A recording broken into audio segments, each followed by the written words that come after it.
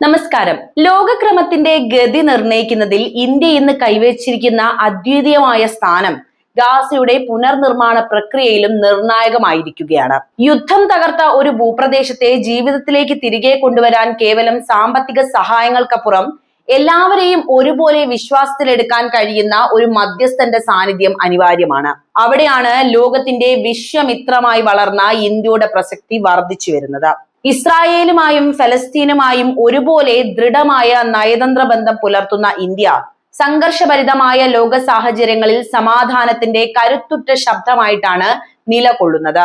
അതിവേഗം വളരുന്ന സമ്പദ് വ്യവസ്ഥയും സാങ്കേതിക തികവും മാനുഷിക മൂല്യങ്ങളിൽ അധിഷ്ഠിതമായ വിദേശ നയവും ഇന്ത്യയെ ഈ ദൗത്യത്തിന് ഏറ്റവും അനുയോജ്യനായ പങ്കാളിയാക്കുന്നു. ഗാസയുടെ ചാരത്തിൽ നിന്നും ഒരു പുതിയ ഉദയം ഉണ്ടാകണമെങ്കിൽ അവിടെ ഇന്ത്യയുടെ സഹകരണവും വൈദഗ്ധ്യവും അനിവാര്യമാണെന്ന് അമേരിക്ക ഉൾപ്പെടെയുള്ള വൻ ശക്തികൾ തിരിച്ചറിയുന്നത് നവഭാരതത്തിന്റെ ആഗോള സ്വീകാര്യതയുടെ തെളിവല്ലാതെ മറ്റെന്താണ്? വിഷയത്തിലേക്ക് വരാം. ഗാസയുടെ പുനർനിർമ്മാണം ലക്ഷ്യം വെച്ച് US പ്രസിഡന്റ് ഡൊണാൾഡ് ട്രംപ് പ്രഖ്യാപിച്ച സമാധാന സമിതിയായ ബോർഡ് ഓഫ് പീസിലേക്ക് ഇന്ത്യക്കും ക്ഷണം ലഭിച്ചതായി റിപ്പോർട്ട്. NDTV ആണ് ഇക്കാര്യം റിപ്പോർട്ട് ചെയ്തിരിക്കുന്നത്. സമിതിയിലേക്ക് തങ്ങൾക്ക് നേരത്തെ തന്നെ ക്ഷണം ലഭിച്ചതായി പാകിസ്ഥാൻ വ്യക്തമാക്കിയിരുന്നു. അതേസമയം ഇന്ത്യ ഇക്കാര്യത്തിൽ ഔദ്യോഗികമായി പ്രതികരിച്ചിട്ടില്ല. ഗാസയുടെ ഭാവി രൂപപ്പെടുത്തുന്നതിൽ ഇന്ത്യയുടെ പങ്കാളിത്തം നിർണായകമായേക്കാമെന്നാണ് വിലയിരുത്തലുകൾ വരുന്നത്.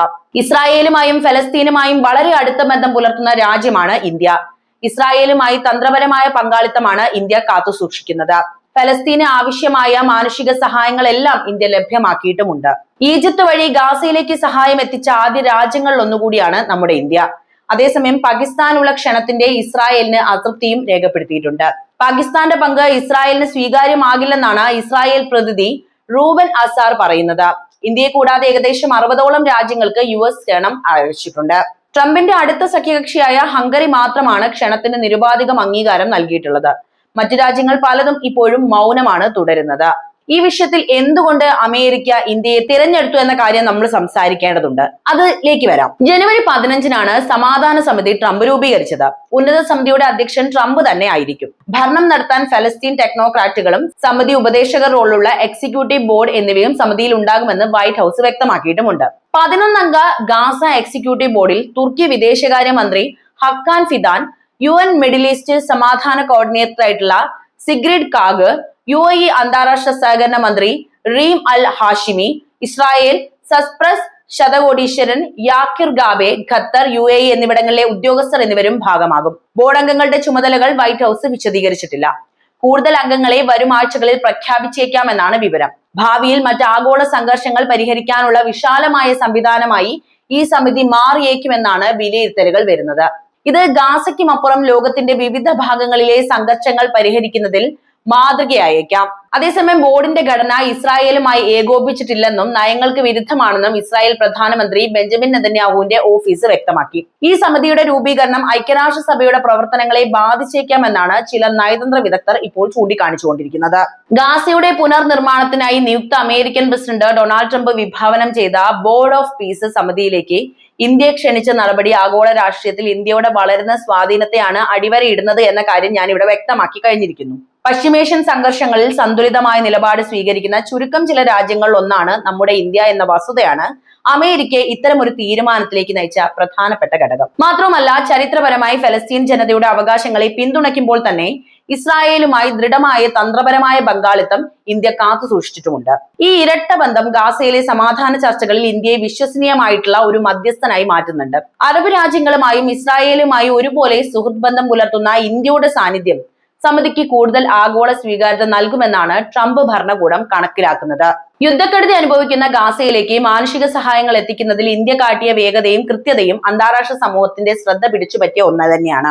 സംഘർഷം ആരംഭിച്ച ഘട്ടത്തിൽ തന്നെ ഈജിപ്ത് വഴി മരുന്നുകളും മറ്റ് ആവശ്യ സാധനങ്ങളും ഒക്കെ ഗാസയിലേക്ക് എത്തിക്കാൻ ഇന്ത്യ ആ കാലഘട്ടത്തിൽ തന്നെ മുൻകൈ എടുത്തിട്ടുണ്ടായിരുന്നു. ഒരു വശത്ത് ഇസ്രായേലിന്റെ സുരക്ഷാ താല്പര്യങ്ങളെ മാനിക്കുന്ന ഇന്ത്യ തന്നെ ഗാസയിലെ സാധാരണക്കാരുടെ ദുരിതങ്ങളിൽ ക്രിയാത്മകമായി ഇടപെടാൻ ഇന്ത്യക്ക് സാധിക്കുന്നുണ്ട് എന്ന യാഥാർത്ഥ്യം നമ്മളിവിടെ തിരിച്ചറിയുകയും അതിനെക്കുറിച്ച് പറയുകയും വേണം. ഇത് കേവലം രാഷ്ട്രീയമായ ഒരു പിന്തുണ എന്നതിലുപരി പുനർനിർമ്മാണ പ്രക്രിയയിൽ ഇന്ത്യയുടെ വിഭവങ്ങളും വൈദഗ്ധ്യവും ഉപയോഗപ്പെടുത്താൻ അമേരിക്കയെ പ്രേരിപ്പിക്കുന്ന പ്രധാനപ്പെട്ട ഘടകമാണ്. കൂടാതെ ചൈനയുടെ പശ്ചിമേഷ്യൻ ഇടപെടലുകളെ പ്രതിരോധിക്കാൻ ഇന്ത്യയെ പോലൊരു ജനാധിപത്യ രാജ്യത്തിന്റെ സാന്നിധ്യം സമിതിയിൽ അനിവാര്യമാണെന്ന് അമേരിക്ക കരുതുന്നുണ്ട്. പാകിസ്ഥാൻ ഉൾപ്പെടെയുള്ള രാജ്യങ്ങളെ സമിതിയിലേക്ക് ക്ഷണിച്ചതിൽ ഇസ്രായേൽ അതൃപ്തി പ്രകടിപ്പിക്കുമ്പോഴും ഇന്ത്യയുടെ പങ്കാളിത്തത്തെ ഇസ്രായേൽ വലിയ രീതിയിൽ സ്വാഗതം ചെയ്യുന്നു എന്നത് ഏറെ ശ്രദ്ധേയമാണ്. ഇസ്രായേലിന്റെ വിശ്വാസ്യതയിലുള്ള പങ്കാളിയായ ഇന്ത്യക്ക് ഗാസയുടെ ഭാവിയെക്കുറിച്ചുള്ള ചർച്ചകളിൽ ഹമാസ് ഇതര പക്ഷങ്ങളെയും അതുപോലെ ഇസ്രായേലിനെയും ഒരുപോലെ ബോധ്യപ്പെടുത്താൻ സാധിക്കുമെന്ന് അമേരിക്കയും പ്രതീക്ഷിക്കുന്നുണ്ട്. യുദ്ധാനന്തര ഗാസയുടെ വികസനത്തിലും അടിസ്ഥാന സൗകര്യ വികസനത്തിലും ഇന്ത്യയുടെ സാങ്കേതികവും അതുപോലെ തന്നെ സാമ്പത്തികവുമായ കരുത്ത് പ്രയോജനപ്പെടുത്തുക എന്ന ലക്ഷ്യവും ഈ ക്ഷണത്തിന് പിന്നിലുണ്ട് എന്നതാണ് നമുക്കിതിൽ നിന്ന് വായിച്ചെടുക്കാൻ പറ്റുന്നത്. ചുരുക്കി പറഞ്ഞാൽ ലോകക്രമത്തിൽ ഇന്ത്യ കൈവരിച്ച തന്ത്രപരമായ സ്വയം ഭരണാധികാരവും സമാധാനത്തിനായുള്ള ക്രിയാത്മകമായ നിലപാടുമാണ് ബോർഡ് ഓഫ് പീസിലേക്ക് ഇന്ത്യയെ തിരഞ്ഞെടുക്കാൻ അമേരിക്കയെ പ്രേരിപ്പിച്ച പ്രധാന ഘടകങ്ങൾ എന്ന് നമുക്ക് ഇതിൽ നിന്ന് തിരിച്ചറിയാം. ട്രംപിന്റെ ബോർഡ് ഓഫ് പീസ് സമിതിയിൽ ഉൾപ്പെട്ടിട്ടുള്ള മറ്റ് രാജ്യങ്ങളുടെയും അതുപോലെ തന്നെ അന്താരാഷ്ട്ര സമൂഹത്തിന്റെയും നിലപാടുകൾ നമുക്കിവിടെ വളരെ പ്രധാനപ്പെട്ടതാണ്. ആ വിഷയം കൂടി നമുക്കിവിടെ സംസാരിക്കേണ്ടതുണ്ട്.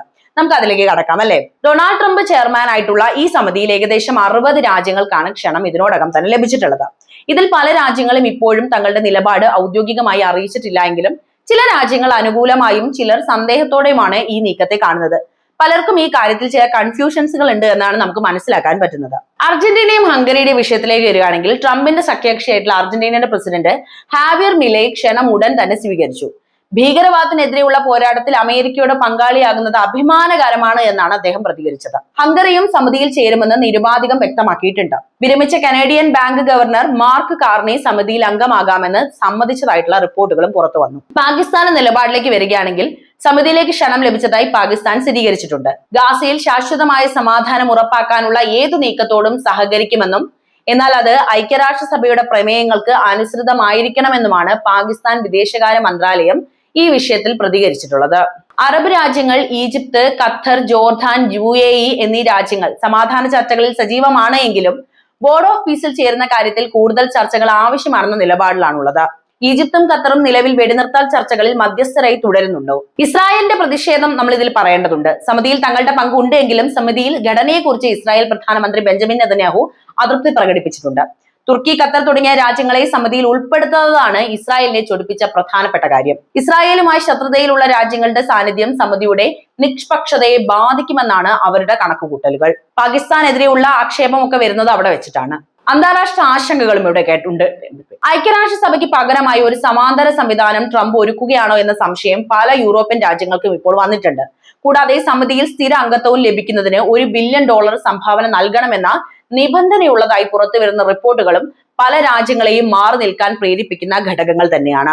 ഇതുവഴി പൈസ ഉണ്ടാക്കുകയാണോ എന്ന് നമുക്ക് പറയാൻ കഴിയില്ലല്ലോ. ഗാസയിലെ വെടിനിർത്തൽ കരാർ 2ാം ഘട്ടത്തിലേക്ക് കടക്കുമ്പോൾ ഇന്ത്യയെ പോലുള്ള രാജ്യങ്ങളുടെ മറുപടി സമിതിയുടെ ഭാവി നിർണ്ണയിക്കുന്നതിൽ ഏറെ പ്രധാനമാണ് എന്നതും നമ്മൾ ഇവിടെ തിരിച്ചറിയണം. ഈ സമിതിക്ക് ഗാസയിലെ പ്രതിസന്ധി പരിഹരിക്കാൻ സാധിക്കുമോ എന്നത് സങ്കീർണമായ ഒരു ചോദ്യം തന്നെയാണ്. ട്രംപിന്റെ ഈ പദ്ധതി കേവലം ഒരു സമാധാന ചർച്ച എന്നതിലുപരി ഗാസയെ ഒരു ബിസിനസ് ഹബ്ബായി പുനർനിർമ്മിക്കുക എന്ന വലിയ സാമ്പത്തിക ലക്ഷ്യം കൂടി മുൻനിർത്തിയിട്ടുള്ളത് തന്നെയാണ്. 60ഓളം രാജ്യങ്ങൾ ഉൾപ്പെടുത്തി ഇത്രയും വിപുലമായ ഒരു സമിതി രൂപീകരിക്കുന്നത് ഗാസയുടെ ചരിത്രത്തിൽ തന്നെ ആദ്യമായിട്ടാണ്.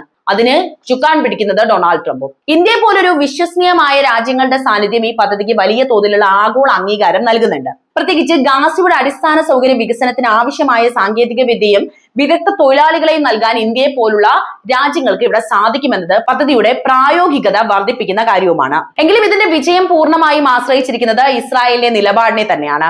നിലവിൽ ഇസ്രായേൽ പ്രധാനമന്ത്രി ബെഞ്ചമിൻ നെതന്യാഹു സമിതിയുടെ ഘടനയിൽ പരസ്യമായ അതൃപ്തി പ്രകടിപ്പിച്ചു എന്ന് ഞാൻ നേരത്തെ പറഞ്ഞല്ലോ അല്ലെ. പ്രത്യേകിച്ച് തുർക്കിയെയും ഖത്തറിനെയും പോലുള്ള രാജ്യങ്ങളെ സമിതിയിൽ ഉൾപ്പെടുത്തിയത് ഇസ്രായേലിന് അത്ര സ്വീകാര്യമായിട്ടില്ല.